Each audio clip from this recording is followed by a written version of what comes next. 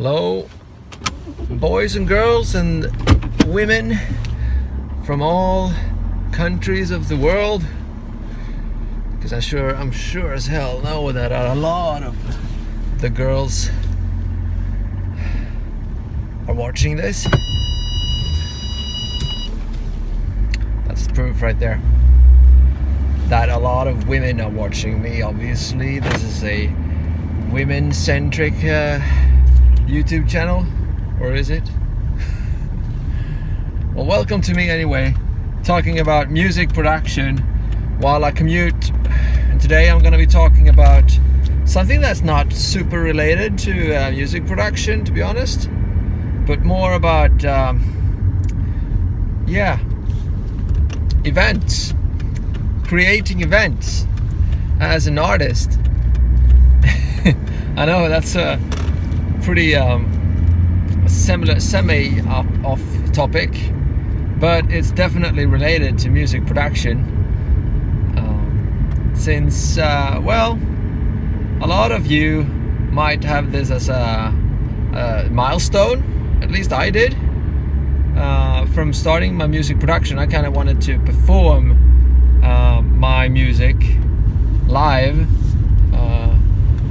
in front of an audience. And some of you guys might not be up for this, but you know, to each his own. There are a lot of good things about doing that though, and I'll get to those later on. Firstly, how do you set up such an event? What would you need to do in order to get that working for you? And then what are the pros and so forth. Okay, so first, how do you set that up? Well, obviously you need to know someone who wants to host your event, or if you are super rich and you have your own venue,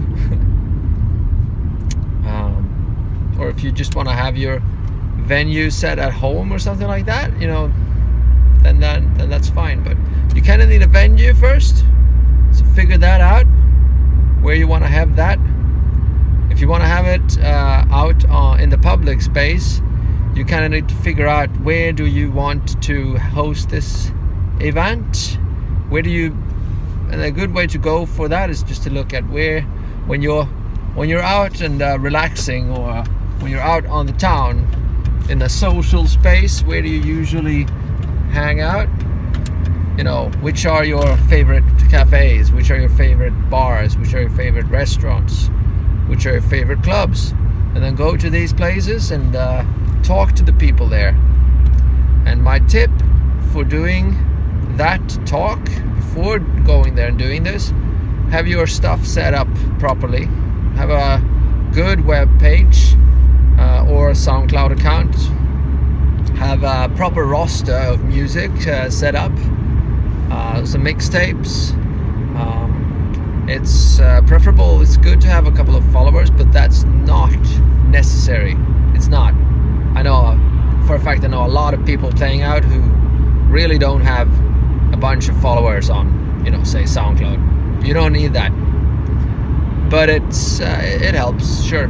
The most important thing is to show off the venue owner what you're all about, and make it apparent for them why they should trust you with their night, you know. So having a good profile up with you know, a good visual profile and some videos perhaps showing you playing somewhere, or some music video or whatever, some kind of thing that shows you as a character is good. And obviously to have your music set up and give examples of that. If you're a DJ, then an example mixtape is good to have, definitely.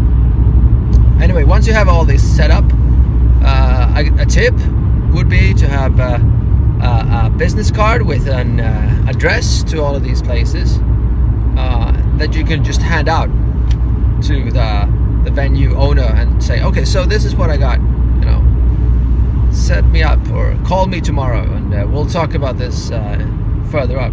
And the thing is, once you've done that, it's definitely not sure as hell that the person, the venue owner, is gonna go and like, okay, so I'm gonna check this out and then I'm gonna call.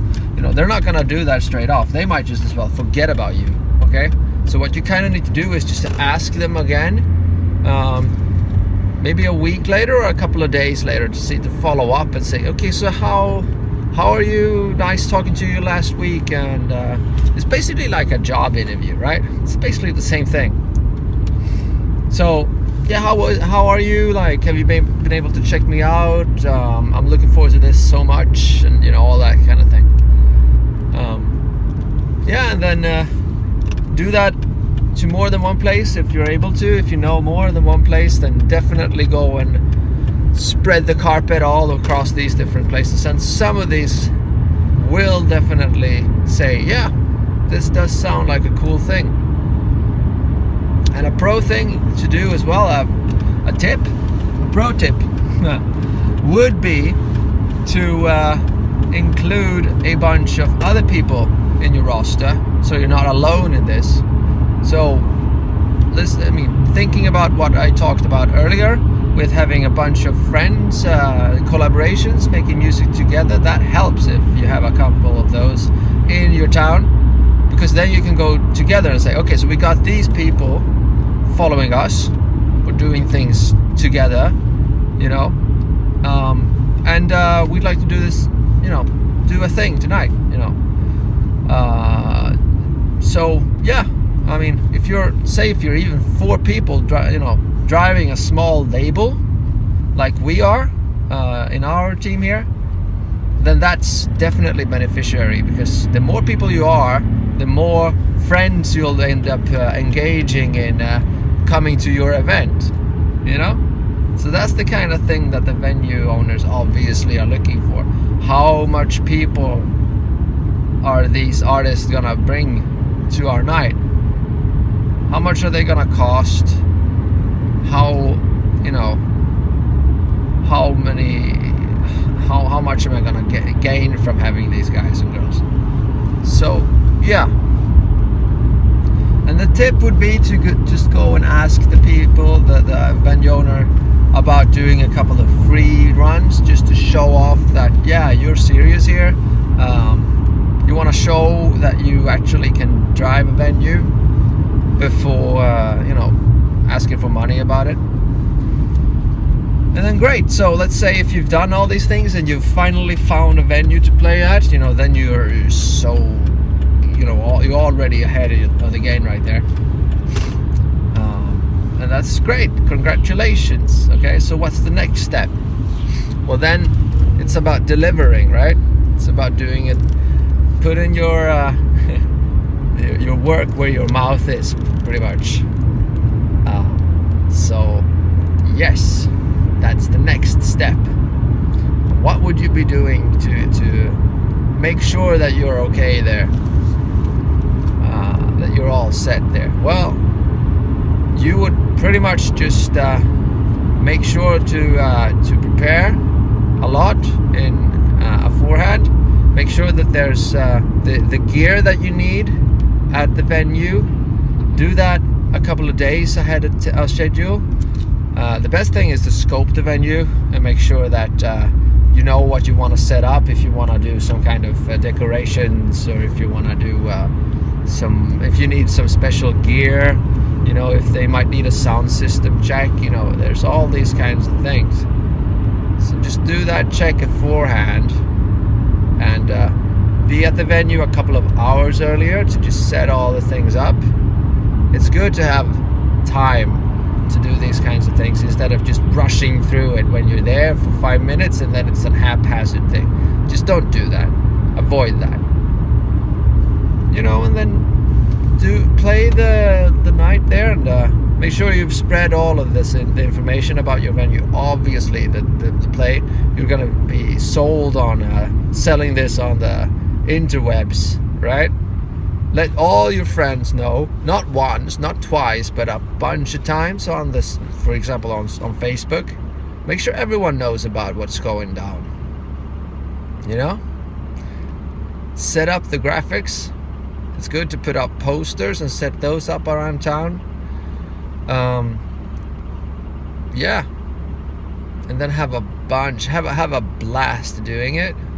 Document everything, videotape it to make sure that you have a roster for future events, and that's it. You'll have a lot of fun once you're done there, and it's a big thing to get set up. But once you have it all set up, once you're in the game, so to speak, with doing these kinds of things, it's gonna be such a relief finishing off these plays out live. It's gonna, I mean, if you're really into this kind of thing, then yeah, it's definitely worth the effort, even though the effort might be bigger than compared to some other things you might be doing. I mean, if you have the day job, this might be a bit of a thing to do, but if you're 4 or 5 people doing the event together, then it's definitely plausible to do events every month. We're doing it, you know, and commuting to work every day basically. So it's definitely plausible without having a big load on your personal life. And I could definitely recommend doing venues, because you'll end up broadening your fan base and you'll have a blast doing it. Yeah. Make sure to set up the venue, the play that you're doing, the event, in line with the music that you're producing, right? But that's a given.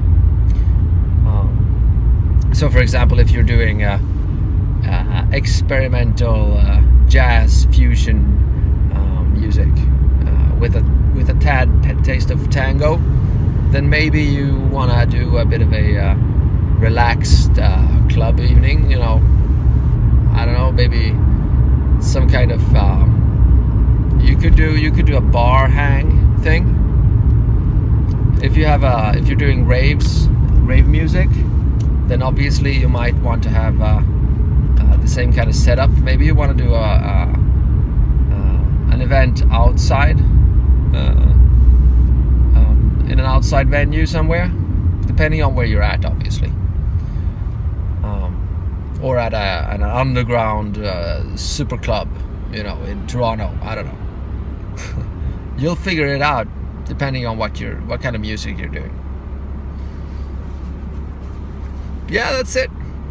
I highly recommend playing out and doing events. It's so much fun, and you'll get to know so many people by doing it. Okay.